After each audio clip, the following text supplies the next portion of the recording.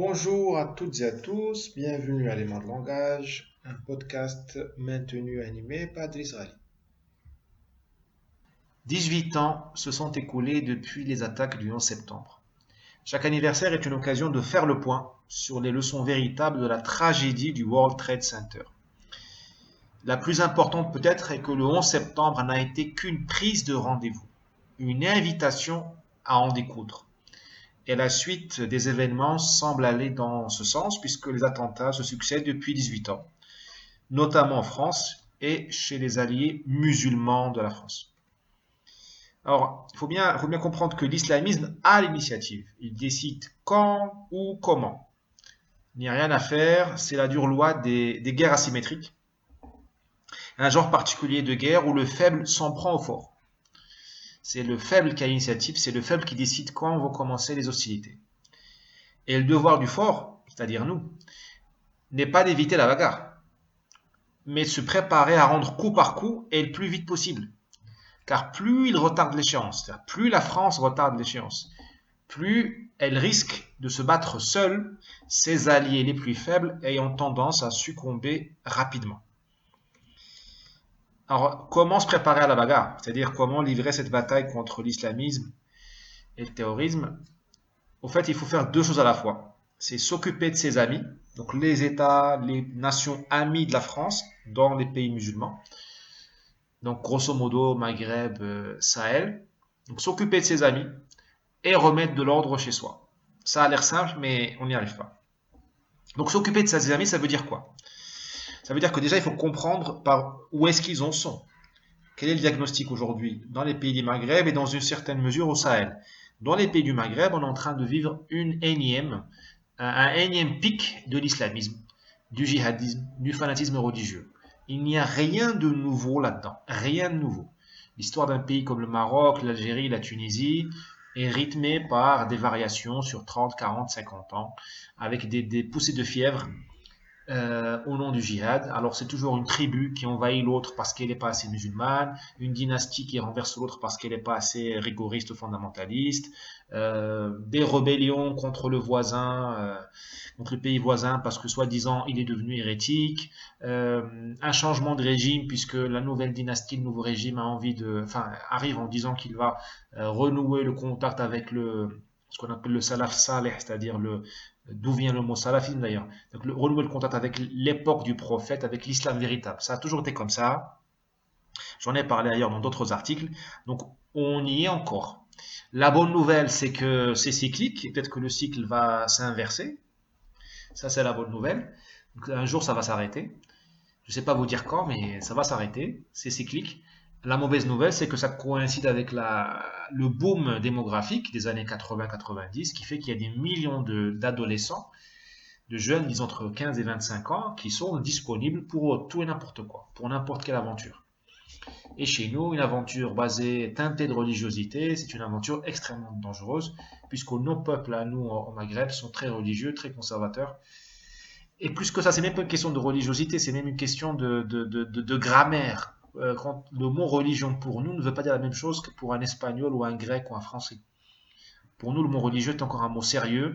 Et il déclenche des énergies, des violences, il déclenche des pulsions insoupçonnées.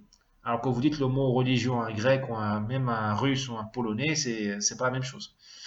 Donc c'est même pas une question à la limite comment dirais-je, de lecture de l'islam, est-ce qu'elle est rigoriste ou pas? C'est une question de notre grammaire à nous. C'est notre ADN historique, c'est la manière dont notre civilisation a été façonnée, forgée le long des âges. Donc c'est une sédimentation. Elle fait que certains mots pour nous font tilt, comme le mot injustice, comme le mot religion, comme je viens de le dire, comme certains mots comme ça, souveraineté, enfin des choses comme ça qui pour un Français ou un Espagnol ne résonnent pas pareil. Donc, ce diagnostic-là que je viens de faire au niveau du Maghreb, il s'applique également, toute proportion gardée, aux pays du Sahel, qui eux aussi passent par une période de ferveur religieuse. Là aussi, c'est un phénomène cyclique, et ça ne date pas de l'arrivée des Français ou de l'homme blanc en Afrique, loin de là, hein, bien avant les premiers pas des colonisateurs ou des missionnaires, il y avait déjà des djihads entre les peuples peuls et leurs voisins. Au niveau de la Guinée, il y a eu un khalifa ou un imama, donc un régime islamique avec des imams. Disons un khalifa. Au niveau de Fouta Jalon, Fouta Jalon c'est une région montagneuse au cœur de la Guinée-Conakry. Là, on est déjà au fin du XVIIIe siècle, hein, donc on est très loin encore. La France n'a pas encore fait sa révolution. Donc, et c'est des histoires cycliques. Donc, on peut dire que pour le Maghreb et le Sahel, il y a cette espèce de, on est dans le cycle et on est au pic actuellement. Deuxième problème qui touche l'Afrique du Nord et l'Afrique subsaharienne, enfin plutôt le Sahel, donc Niger, Mali, éventuellement Sénégal, bon là ça descend aussi au Burkina, Bénin, mais plutôt vraiment disons restant sur l'Afrique sahélienne et sur l'Afrique du Nord. Deuxième problème, c'est le délitement des États, le délitement administratif, c'est-à-dire que les États sont debout, mais à l'intérieur ce sont des coquilles vides. Alors, nous, depuis Paris, on a l'impression que les pays du Maghreb, surtout, sont tenus d'une main de fer. C'est ce que nous font croire les journalistes et les chaînes d'information. C'est ce que nous font croire aussi comment dirais-je, des défenseurs des droits de l'homme maghrébins qui viennent en France pour raconter leur vision de l'histoire. Effectivement, quand on les écoute, quand on garde des informations, on croit que les pays sont tenus d'une main de fer. Ça a été peut-être le cas dans les années 80-90, c'est plus le cas aujourd'hui. La société a appris à résister pour de bonnes ou de très mauvaises raisons. Pour de bonnes raisons, oui, la société doit s'imposer, enfin, elle doit, elle doit ne pas être opprimée, elle doit se défendre contre les opprimés, évidemment, mais aussi, elle s'impose aussi, enfin, elle résiste pour de très mauvaises raisons qui sont le goût, la passion pour l'informel et l'illégalité. Je ne vais pas rentrer dans les détails, mais il n'y a pas une rue aujourd'hui ou un quartier, disons, il n'y a pas un quartier au Maroc où vous n'avez pas une diffusion de l'informel, des vendeurs ambulants, vous n'avez pas des infractions au code de l'urbanisme, bon, personne ne s'arrête au feu rouge ou presque. J'exagère un peu, mais vous voyez bien le tableau. Ce qui est vrai à Casablanca est vrai à Alger, certainement vrai à Tunis et encore plus au Caire. Disons que la population résiste à l'État de la manière la plus bête possible. Elle ne demande pas ses droits, elle résiste tout simplement à l'État de droit, à la loi. Pourquoi elle le fait? Parce que l'État n'est plus respectable, il ne se fait plus respecter, puisque les fonctionnaires sont moins performants qu'il y a tout juste 20 ans. Résultat du lycée, de l'enseignement secondaire qui est dans une situation catastrophique en Afrique du Nord. Et ben, les lycéens qui ont leur bac, qui ont eu leur bac dans les années 2000-2010, ben, ils ont passé les concours et ils sont aujourd'hui fonctionnaires. Et ben, puisqu'ils ont passé un mauvais bac, ils sont des mauvais fonctionnaires qui n'arrivent pas à s'imposer ou à appliquer la loi. Un deuxième souci, enfin, dans cette logique-là du délitement de l'État, on se retrouve avec des élites aussi, des élites, donc des élites politiques, qui sont extrêmes, enfin, j'allais dire, elles sont molles, oui, elles sont molles, mais surtout elles sont moins bonnes que leurs aïeux. Vous voyez les chefs d'État arabes des années 60-70, vous avez des Nasser, des Bourguiba. Bon, on peut toujours les critiquer, et bien sûr qu'ils sont critiquables, mais vous avez quand même du niveau. Même au niveau du Sahel, vous avez des Sékou Touré, bon, au Ghana, c'est pas le Sahel, mais bon, vous avez une Nkrumah, au Congo, il y avait le Bumba, il y avait quand même du niveau. Mais bon, au Sénégal, j'en parle pas, Senghor et tout ça. Là, aujourd'hui, vous avez des chefs d'État qui n'arrivent pas à faire un discours, qui n'ont rien à dire à Daesh. Daesh, alors que c'est extrêmement facile de s'opposer à Daesh sur le plan de la propagande, vous avez Daesh qui a la voie libre, puisque les chefs d'État n'arrivent pas à articuler un discours. Sachant qu'aujourd'hui, ils ont toutes les agences de communication à leur service, alors que dans les années 60, il n'y avait pas d'argent pour se payer les services de l'agence de communication parisienne ou new-yorkaise ou d'un bureau de consultants comme McKinsey. Donc, deux phénomènes qui agissent sur l'efficience de l'administration et sur l'autorité de l'État. Donc, d'un point de vue, donc, disons, par le bas et le milieu, c'est le délitement de l'efficacité administrative, donc l'appauvrissement de la compétence des fonctionnaires. Et par le haut, les élites qui deviennent de plus en plus molles, de plus en plus limitées, dans le sens où elles sont là pour faire du pognon, elles font de l'argent, et elles délèguent la pensée, la réflexion, le combat politique réel, pas le combat pour les places dans les listes des élections, mais le vrai combat politique réel, elle le délègue aux islamistes qui ont le monopole sur la création des idées. Bon, de toute façon, eux, ils font du réchauffé, ils réchauffent l'histoire islamique, ils la resservent à la sauce 2.0, réseaux sociaux, mais ils le font quand même. Eux, ils font au moins quelque chose. Alors que les élites face à eux ne font rien. Et puis, le combat politique, c'est-à-dire la partie enfin, le militantisme, le quadrillage de la population, les opérations clandestines, l'infiltration des universités, les rédactions, l'entrisme, tout ça, les élites ne le font pas. Elles confondent leur argent avec le pouvoir, alors qu'argent et pouvoir n'ont rien à voir. L'un sert l'autre, mais ça ne se confond pas, surtout dans les périodes révolutionnaires. Et là, nous sommes dans une période révolutionnaire euh, en Afrique du Nord et au Sahel, dans le sens où avoir de l'argent ne signifie pas avoir le pouvoir, c'est-à-dire survivre à un coup d'État, ne pas se faire égorger. Donc, ce n'est pas parce on est riche, on a un jet privé, on a une maison à Marbella que on aura la vie sauve.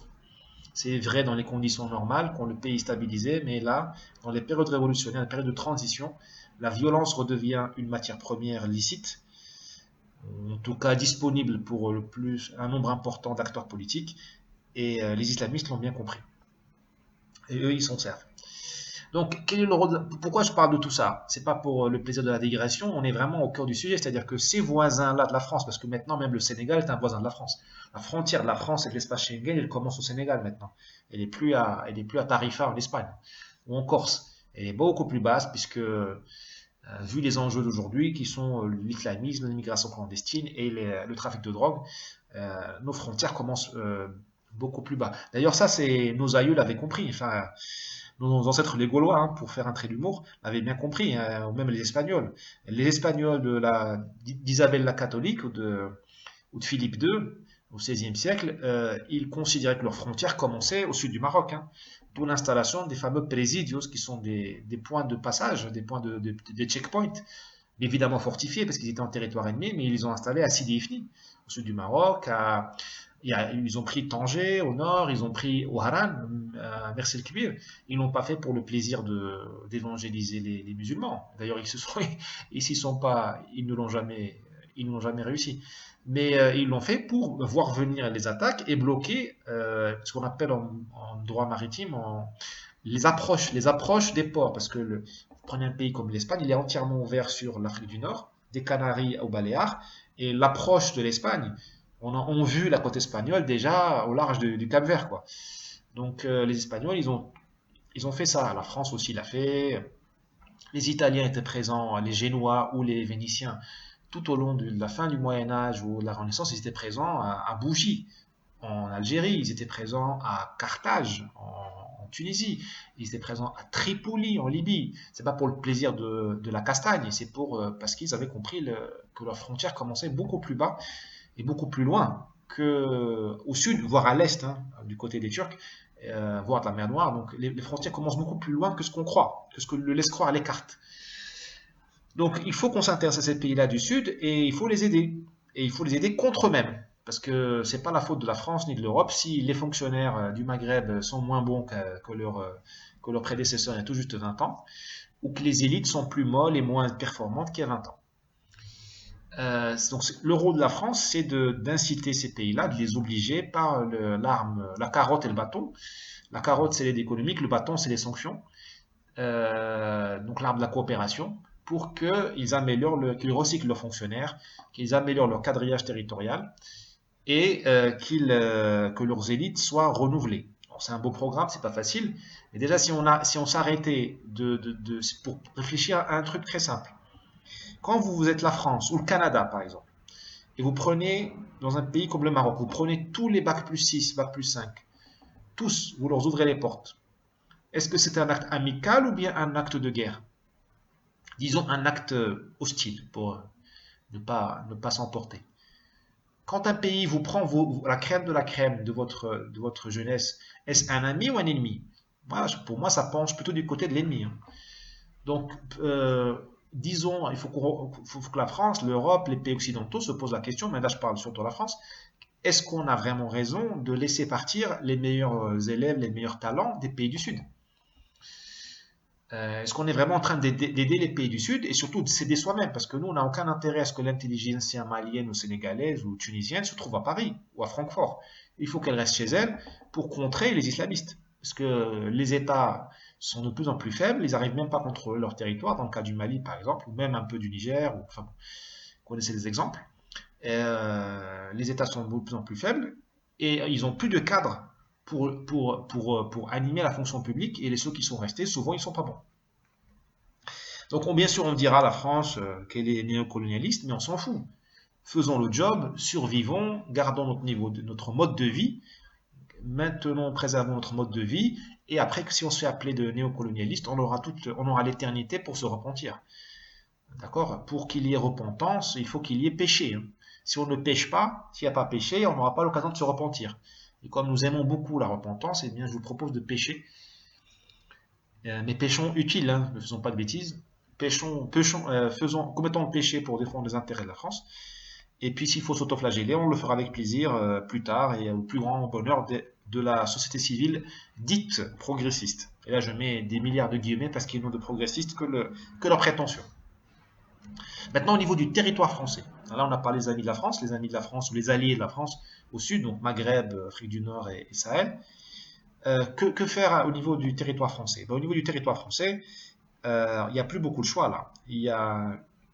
Vous avez une civilisation musulmane ou islamique qui est en train de naître en France, puisqu'il y a, je ne sais plus moi, 5, 6 millions, 7 millions de musulmans en France. Donc il y a aujourd'hui en France, il y a l'équivalent d'un peuple, moi je dis d'une civilisation qui est en train de naître, et elle naît sous nos yeux. Donc, puisque les personnes ne veulent de guerre civile ni de remigration, ça j'en parlerai plus tard en épilogue, la seule solution c'est de travailler, de faire de la politique au niveau de cette population musulmane. On peut fermer les yeux, on peut les insulter, on peut les embrasser, les caresser dans le sens du poil. Ça sert à rien. Ça, c'est pas de la politique. Faire de la politique, c'est d'abord comprendre l'objet, la nature de l'objet politique que vous avez face à vous. Et là, il faut faire des catégories, hein. C'est le raisonnement scientifique occidental. Moi, je n'ai trouvé rien de mieux, hein, jusqu'à présent. Et donc, il faut comprendre cette population musulmane, et ça passe, c'est plus facile en établissant des catégories et en classant selon une nomenclature. Alors, je me suis inspiré d'un rapport qui vaut ce qu'il vaut, c'est le rapport de la fondation, l'Institut Montaigne, je crois. Fondation Institut, je sais plus. Donc, c'est un rapport sur l'islam en France, sorti en septembre 2016. Alors, je vous arrête, enfin, je m'arrête tout de suite. Je ne crois pas du tout à la possibilité d'un islam de France. J'en ai parlé dans un autre article. Mais ce qui est bien dans ce rapport, c'est qu'il ose au moins cartographier l'islam de France et dire des choses enfin, et pointer du doigt certains faits dérangeants. Donc, quels sont les musulmans de France? Vous avez un groupe de 20% à peu près. Le rapport Montaigne dit 18, moi je dis 20, allez. Personne n'en sait vraiment rien, c'est juste des sondages. Disons une vingtaine de pourcents, donc un cinquième qui sont extrêmement sécularisés, tout à fait à l'aise en France, qui ne posent aucun problème et qui vivent heureux en France, en sens ils sont en accord, en cohérence avec les valeurs françaises, qui pour eux constituent une zone de confort. Donc mixité, laïcité, régime alimentaire, place de la femme dans la société, droits de l'homme et autres. Alors cela, notre cœur peut nous pousser, notre sensibilité peut nous pousser vers eux, mais moi je vous avertis, je vous dis que ces musulmans-là, en général, ils confondent leur réussite personnelle, leur intégration personnelle, leur acculturation, parce que quand on s'intègre dans une nouvelle culture, on perd un peu de sa culture, donc c'est de l'acculturation. Ils confondent leur trajectoire personnelle avec la communauté et les autres. Ils font partie d'une micro-minorité, disons d'une minorité, 20% c'est quand même intéressant, mais leur succès n'est pas réplicable forcément. Ensuite, ils sont souvent traversés par des idées progressistes, euh, progressistes dans le sens où de gauche, quoi, qui croient que l'islam ne pose pas de problème, la preuve, leur succès personnel, et qu'il faut donner du temps au temps, qu'au bout de la 22e ou 23e génération, il n'y aura plus de problème. Moi, je leur dis, attendez, si au bout de la 4e génération, on n'a pas réussi à intégrer les gens, c'est qu'il y a un problème quelque part. Et pas forcément du côté de la France, même si la France a beaucoup à se reprocher. Euh, c'est plutôt de la part des nouveaux arrivants ou des descendants des nouveaux arrivants. La France a beaucoup à se reprocher parce qu'elle n'a plus envie d'intégrer, elle se haït elle-même. Donc, qui va vouloir s'intégrer dans un pays qui se haït lui-même? Et du côté des nouveaux arrivants et de leurs descendants, il y a une espèce de déni qu'il faut faire un effort pour vivre heureux en France. On ne peut pas être à la fois, ça je l'écris dans mon livre, Mon père le Marocain, mais on ne peut pas être à la fois 100% musulman et 100% français. Il faut faire un choix. C'est dur, mais c'est comme ça. La vie n'est pas un supermarché gratuit. Il n'y a pas de déjeuner gratuit, comme disent les Brésiliens. Donc 20% de musulmans qui ne posent pas problème, mais qui ne sont pas utiles d'un point de vue d'action politique pour contrer l'islamisme. Face à eux, il y a une vingtaine de pourcents. Le rapport montage, je crois qu'il dit 26 ou 28, je ne me rappelle plus. Ils ont 20-30% qui posent problème pour le coup, qui sont durs, on va dire des radicaux. Moi, même si j'aime pas cette expression de musulmans modérés, musulmans radicaux, mais disons qu'ils sont dans une lecture littérale, littéraliste, fondamentaliste de l'islam. Certains diront une lecture véritable de l'islam, mais ça, c'est pas mon sujet aujourd'hui. Et ceux-là, ils sont prêts à ce que la République soit cassée, soit amoindrie, soit mutilée, pour qu'il y ait un apartheid de fait entre musulmans et non-musulmans, des régions où la charia s'applique, ou, ou carrément pour que la, la, la laïcité soit abolie ou largement aménagée pour accommoder un islam rigoriste. Ceux-là, ce sont les adversaires. Je ne dis pas les ennemis pour pas être trop méchant, mais ce sont les adversaires. Il faut absolument les marginaliser, les neutraliser. Il y a des méthodes pour ça. Il n'y a pas de dialogue à avoir, ni d'accommodement. Parce que pour dialoguer, il faut être deux. Pour s'accommoder, il faut être deux. Hein. C'est comme faire l'amour. Hein. Donc, si d'un côté il n'y a pas l'envie, bah, de l'autre côté, il n'y a plus qu'à marginaliser et à neutraliser. Et puis, il y a une immense majorité pieuse. Souvent, on dit majorité silencieuse. Effectivement, elle est silencieuse, mais surtout, elle est pieuse. 40, 50%, 55, j'en sais rien. Et qui rêve, comme toutes les majorités, de ne rien faire. Elle veut continuer à vivre tranquillement en France. Elle est pieuse dans le sens où elle pense qu'elle se définit encore par rapport à son identité musulmane. Pour elle, c'est important. Souvent, elle est pratiquante. Saïd Qutb dirait que ce sont des dévots. Je vous renvoie à Saïd Qutb. Mais disons que ce sont des musulmans qui, là aussi, ils ne posent pas problème en tant que tels. Hein. Ils ont le droit de pratiquer la religion comme bon leur semble, du moment qu'ils respectent la loi. Mais ils ne bougeront pas en cas pour défendre la République. Et ils ont peur des islamistes, voire ils sont fascinés. Enfin, en tout cas, peur et fascination vont souvent ensemble. Ils sont fascinés par les islamistes qui sont pour eux des Rambo ou une avant-garde qui applique l'islam réel. Et ils en ont peur parce que les islamistes sont violents et la violence fait peur, intimide. Alors, il y a l'espoir. L'espoir, il est où? Il est chez quelques pourcents, alors 2, 3, 4, 5%, peu importe, que j'appelle l'avant-garde musulmane, c'est-à-dire ce sont des gens des femmes et des hommes et des femmes, qui aiment la France plus que leur part d'identité musulmane et qui sont prêts au combat. Alors, le combat, c'est l'engagement moral, politique, mais aussi physique. Parce qu'il y aura un moment, il y aura une heure de vérité à un moment donné et on verra les camps se dessiner. Et ces gens-là sont prêts à se battre, à sacrifier pour la République et ses valeurs. Alors, dedans, il y a des musulmans sécularisés, il y a des musulmans aussi, ils sont pratiquants. C'est pas une question de consommer de l'alcool, faire la prière ou autre. C'est une question d'attachement aux valeurs françaises. Alors, je ne sais pas si c'est 1%, 2%, 3%, s'ils sont 10 000, 100 000 ou 1 million. Peu importe, à ce propos, c'est pas la quantité qui prime, c'est la qualité. Parce qu'une avant-garde, par définition, elle est faite par une minorité. La qualité, c'est-à-dire l'héroïsme, la détermination et l'agressivité, et puis la lucidité. Donc, il faut s'appuyer sur cette avant-garde-là pour deux choses. D'une part, pour impressionner les radicaux, leur faire croire qu'on est plus nombreux que ce que nous sommes. Même si on est moins nombreux qu'eux, mais il faut leur faire croire qu'on est beaucoup plus nombreux, qu'on est très motivés, très entraînés, nous aussi on est prêt à répondre à la première attaque. Et puis, surtout pour maintenir ce contrôle de la majorité pieuse et l'empêcher. Bon, la convaincre de la laïcité, des valeurs républicaines, forget, comme on dit, hein, impossible. Mais déjà, la maintenir hors d'accès, comme disaient les militaires, l'interdire. La maintenir hors d'accès des islamistes. Interdire aux islamistes de s'emparer de cette majorité pieuse. Parce que s'ils s'en emparent, on est perdu. Or, qu'est-ce qu'on a fait depuis le 11 septembre, depuis 18 ans?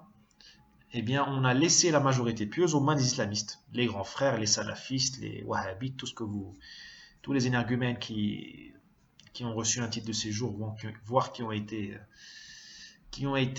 naturalisés, qui reçoivent de l'argent de l'extérieur, voilà, qui travaillent dans la clandestinité feinte. C'est même pas de la clandestinité, hein. Les mosquées wahhabites, tout le monde sait leur adresse, hein. Donc, c'est pas une question de clandestinité, c'est une question de lâcheté des pouvoirs publics.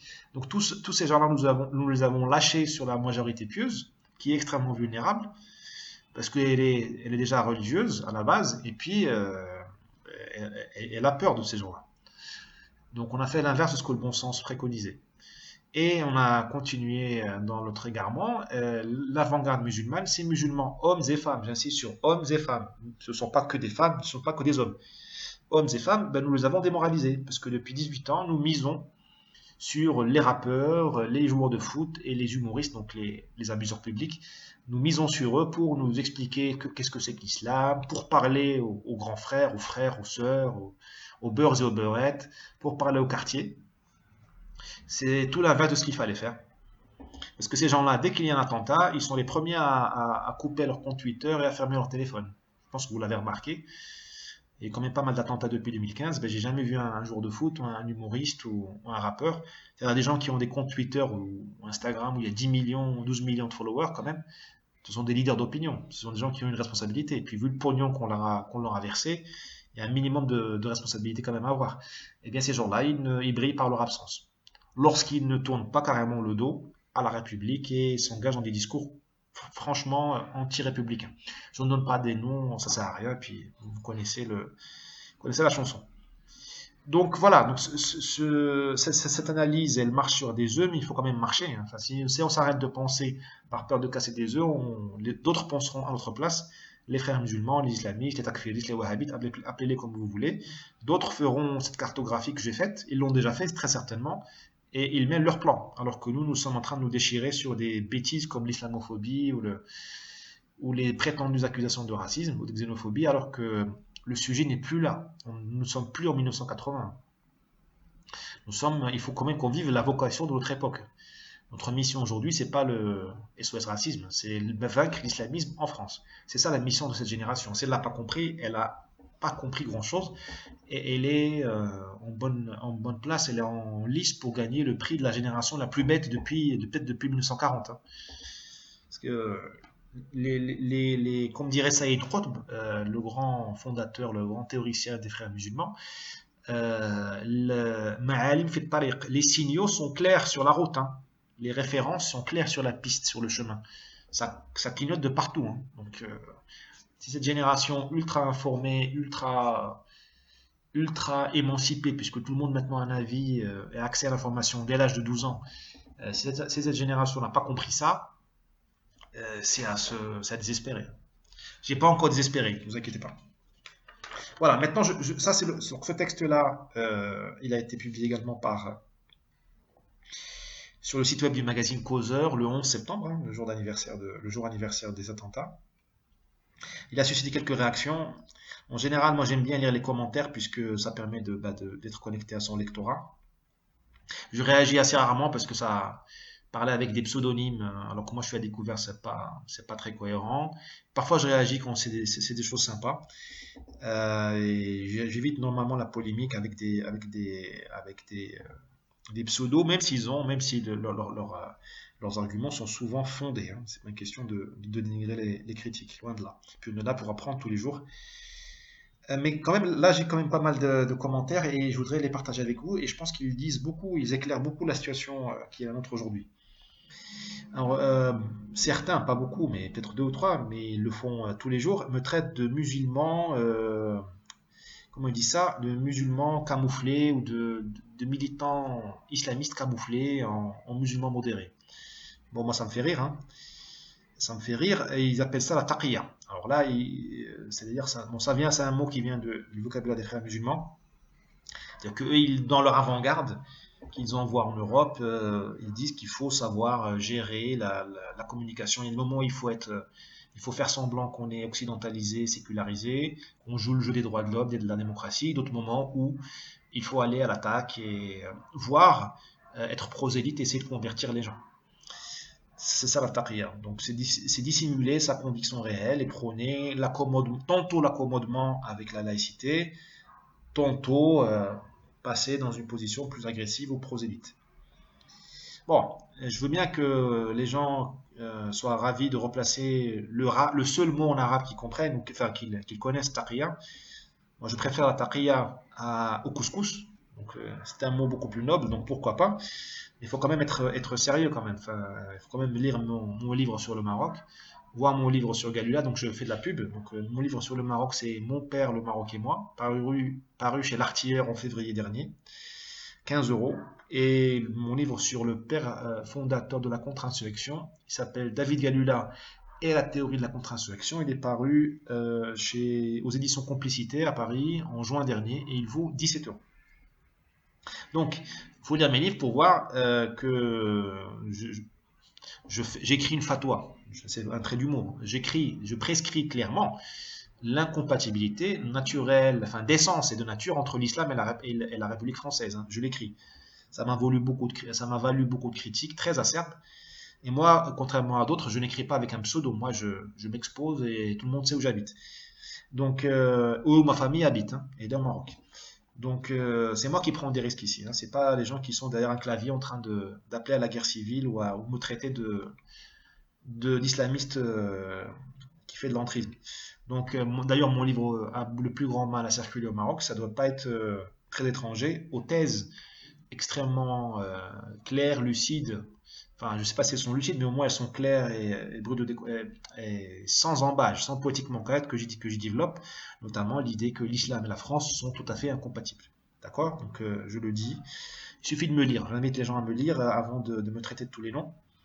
Parce qu'on verra que le courage, il a choisi son camp. C'est pas le leur.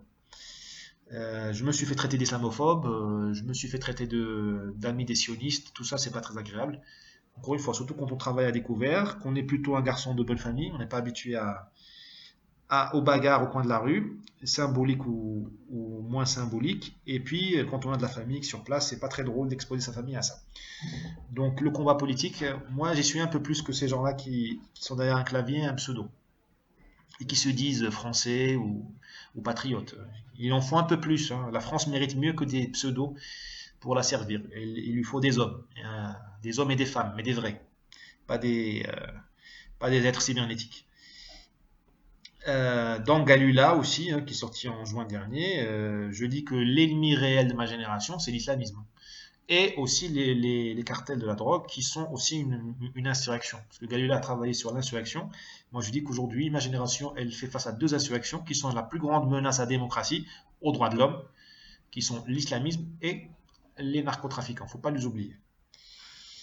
Donc, d'autres internautes me disent oui, il y a pas, de toute façon, vous plongez dans des nuances et tout ça, c'est bien, mais vous évitez de parler de la vraie solution, c'est expulser tous les musulmans, la remigration et autres. Moi, j'écoute leur position, j'admets leur thèse, enfin, je les admets. J'ai lu un peu l'histoire et je sais qu'au XVIe siècle, les Espagnols, surtout au début du XVIIe, hein, ils ont expulsé tous les musulmans qui vivaient en Espagne. Enfin, ils les ont expulsés. Ils ont expulsé une bonne partie, mais une autre partie, ils l'ont déporté au nord de l'Espagne. Ce qui fait que vous trouvez aujourd'hui des descendants des Sarrasins, des Moriscos, qui étaient de Cordoba ou Valence ou de Séville. Vous les trouvez aujourd'hui, de Grenade bien sûr. Donc ces Moriscos, vous les trouvez aujourd'hui, leurs descendants, ils sont au Pays Basque. Et ils parlent le basque, ils croient qu'ils sont basques. Mais vous faites une analyse ADN, et vous verrez qu'ils ont été déportés. C'était terrible, hein, déportés depuis l'Andalousie ou le pays basque ou Alicante ou le pays d'Alicante je sais plus comment on dit.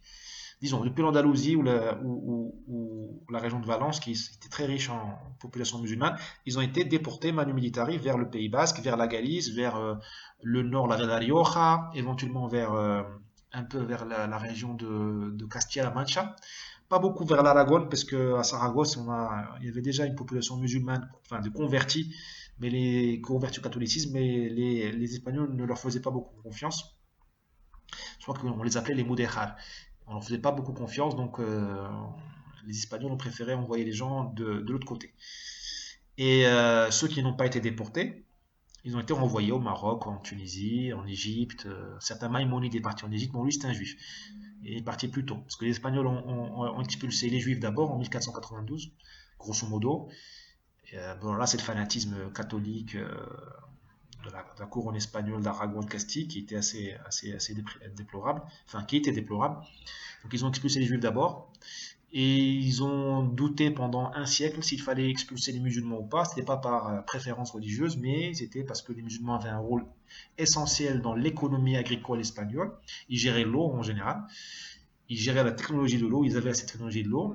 Et puis, ils avaient un rôle aussi au niveau du commerce. Et puis les grands féodaux espagnols, notamment de la région de Valence, ils ont préféré, ça va vous paraître très moderne, ils ont préféré prendre sous leur protection les musulmans, les moriscos, qui s'étaient retrouvés après 1492. Ils se sont retrouvés sans protecteur, parce que, comme d'habitude, les bourgeois fuient les premiers. Donc les bourgeois musulmans, les caïds, toute cette aristocratie, la musulmane, disons cette bourgeoisie musulmane, cette élite, les élites fuient en premier. Ben, ces élites-là sont parties, elles étaient à Fès ou Marrakech, voire à Tunis, ou à Alger, Oran, mais surtout Fès, Marrakech, Tétouan. La ville de Tétouan, la ville de Salé, la ville de Fès, sont des villes qui ont récupéré beaucoup d'Andalous. Et sont restés les plus pauvres. Et les grands féodaux espagnols qui déjà à l'époque faisaient de la canne à sucre, qui leur a été appris par les Portugais, qui l'ont appris des Indiens, qui faisaient la culture extensive du latifundio, ben, ils ont préféré avoir des musulmans comme serfs, comme travailleurs serviles, que d'avoir des catholiques, puisque les musulmans la ramenaient moins que les catholiques, puisqu'ils se sentaient vulnérables, ils avaient besoin d'un protecteur. Ça vous rappelle peut-être quelque chose qui est très actuel. Et donc ces grands seigneurs féodaux, ils avaient un poids très fort sur la couronne espagnole, qui faisait pas qui faisait pas n'importe quoi, hein. Elle avait un contre-pouvoir. Ces féodaux, même un roi comme Philippe II, qui est un roi magnifique, eh ben, ils l'ont obligé à temporiser. Ils l'ont dit, tu touches pas à nos musulmans, puisque on te paiera plus on se soulèvera d'abord et puis on te paiera plus tes tribus. Il y a eu, bon, tout ça c'est grâce à Dieu et heureusement, tout ça c'est dans des archives de l'Escorial à Madrid ou des archives du Vatican, puisque le Vatican de son côté, lui, il voulait épurer ethniquement l'Espagne et en faire vraiment un pays catholique, c'est-à-dire sans musulmans. Et tant qu'il y avait des musulmans en grand nombre en Espagne, pour le Vatican ne considérait pas, enfin, il faisait un peu du teasing, un peu du bullying avec les Espagnols. C'était une arme politique comme une autre. Il leur disait, bah, vous n'êtes pas des vrais catholiques, on vit chez vous comme on vit en Berbérie, comme on disait à l'époque, ou chez le Grand Turc. Donc les Espagnols, ils ont changé d'avis avec beaucoup de peine à la fin du XVIe siècle, pour deux, trois raisons qui n'ont rien d'économique, parce que si c'était par l'économie, ils auraient gardé leurs musulmans. Euh, il y a eu des histoires d'intrigues, de conspiration avec je crois, c'était Henri IV en France, et les Turcs, où certains musulmans, notamment de la région de Valence, avaient pris des contacts avec les Français et les Turcs pour faire des débarquements en Espagne du Sud, comme une sorte de cinquième colonne. Puis il y a eu une très grande rébellion, ça s'appelle la rébellion des Alpujarras, c'est un massif au sud de l'Espagne, en Andalousie, pas loin de Grenade. Donc c'est l'arrière-pays de Grenade, c'est un massif magnifique où beaucoup de musulmans sont restés parce que c'est un massif qui commande le circuit de l'eau pour une bonne partie de l'Andalousie. Ils sont restés parce qu'ils sont bons dans la gestion de l'irrigation. C'est comme si on disait, ils avaient le savoir-faire de l'hydraulique, on va dire. C'est les ingénieurs hydrauliques de l'Espagne de l'époque, c'était les musulmans. Et ben, ils se sont soulevés. C'est une région montagneuse, donc pas beaucoup évangélisée, pas beaucoup de quadrillage territorial. Rappelez-vous ce qu'on disait au début du podcast, le quadrillage territorial est très important. C'est une région qui échappait un petit peu au radar, il n'y avait pas beaucoup d'églises, pas beaucoup de l'inquisition n'était pas très présente. L'inquisition, c'est-à-dire un contrôle social, contrôle religieux, c'est une police politique, l'inquisition. Euh, donc ils se sont rebellés, ils ont même eu un sultan à eux, un roi-telé. Et ça a beaucoup énervé les Espagnols. Ils ont envoyé je crois, un type qui venait d'Autriche pour s'occuper de ça. Ils ont pris plusieurs branlées, hein. Et c'est à dure peine qu'ils ont réussi à mater tout ça. Et ça, c'était la goutte d'eau qui a fait déborder le vase. Et les Espagnols ont décidé de déporter les musulmans vers les pays musulmans. Et il y a eu même une affaire du voile à Madrid, hein. C'est vous dire qu'on n'a rien inventé. Il y a eu une grosse polémique sur le port du voile à Madrid dans ces années-là. Mais vraiment, ce qui a fait qui a fait pencher la balance vers l'expulsion, et contre les intérêts des féodaux. C'était l'histoire de la rébellion des Alpujarras et les complots avec les Turcs et les Français. Donc tout ça, les Espagnols l'ont fait parce que d'une part, ils étaient armés, c'est-à-dire que ils étaient des citoyens armés, ils faisaient la guerre, et en plus, ils étaient fanatisés, c'est-à-dire qu'ils avaient une idéologie pour laquelle ils allaient donner leur vie. Ce n'est pas le cas de nos chers amis aujourd'hui qui parlent de remigration, d'expulser les musulmans à longueur de postes anonymes. Euh, Moi, je leur pose la question, hein, quelle est votre idéologie? Quelles sont vos idées? Quel est votre fanatisme? Parce que le fanatisme, c'est ce qui permet de lutter contre notre fanatisme. On ne luttera pas contre, enfin, on n'appliquera pas votre stratégie avec des bons sentiments ou juste des clics, hein. Quelles sont les idées pour lesquelles vous voulez mourir? Et puis, êtes-vous prêt à payer le prix? À perdre votre époux, vos enfants, votre épouse, votre job, vos amis, éventuellement être mutilé. C'est ça, à faire la guerre. C'est ce genre de guerre-là que vous préconisez. Bon, en filigrane, qu'est-ce qu'on peut conclure? En fait, en filigrane, on voit qu'une montée des tensions, puisque ce n'est pas la première fois que je tombe sur des commentaires comme ça. Les gens sont à cran à cause de l'insécurité, des attaques répétées contre la laïcité, à cause de la lâcheté du personnel politique qui se soumet, ou du moins qui fait semblant de ne pas être concerné par les avancées de l'islamisme, ou qui flirte carrément avec les indigénistes et toute la clique là, des ennemis de la République française. Les gens sont à cran parce que les masques sont tombés, hein. On l'a vu avec les Gilets jaunes, le pouvoir progressiste, c'est-à-dire la République en marche, et toute la clique là derrière qui la soutient, de gauche, du centre et même à droite. Ces progressistes, le progressisme n'est pas du tout bienveillant. Il y a quand même 20 personnes qui ont été éborgnées, sans compter les dépressions et autres et autres et autres. Donc les masses sont tombées. On voit bien que le pouvoir actuel n'est pas bienveillant. Le progressisme n'est pas bienveillant. Nous le savions, mais la population, qui n'est pas forcément politisée, hein. Nous, on adore la politique, mais enfin nous, moi, mes amis, nous adorons la politique, mais j'admets que la population, et je le conçois, elle préfère le foot parfois ou l'Eurovision. Donc là, la population, avec les gilets jaunes, même les gens qui ne sont pas politisés, ont compris la nature du pouvoir qui nous gouverne. Et puis les gens sont à cran parce que ils sont à cran parce que les médias sont plus bactères. Pas tous, évidemment, il y a Causeur et d'autres médias sérieux, mais les médias sont devenus des propagateurs de fake news. De fake news ou oui, d'informations trompeuses, puisqu'on cache aujourd'hui l'origine, le nom, le prénom des délinquants, des criminels et des monstres coupables des pires délits et méfaits sur le territoire français. Puisqu'on nous dit que dès qu'un type crie Allah Akbar et fait une bêtise ou un crime, commet un crime, on dit que c'est un déséquilibré, on prend les gens pour des cons. Moi j'appelle ça des fake news. Et elles sont signées par les journalistes mainstream. Donc les gens sont à cran, les gens en ont marre d'être pris pour des cons.